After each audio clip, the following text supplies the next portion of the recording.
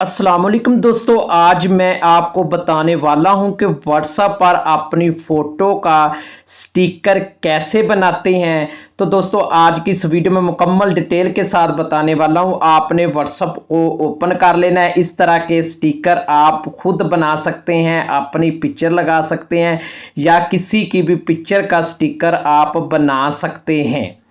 तो दोस्तों सबसे पहले मैं अपनी फ़ोटो का स्टिकर आपको बना के दिखाता हूं। आपने क्या करना है, इस पर क्लिक करना है और ऊपर 3 डॉट पर आपने क्लिक करना है। क्रिएट स्टिकर पर आप क्लिक करेंगे।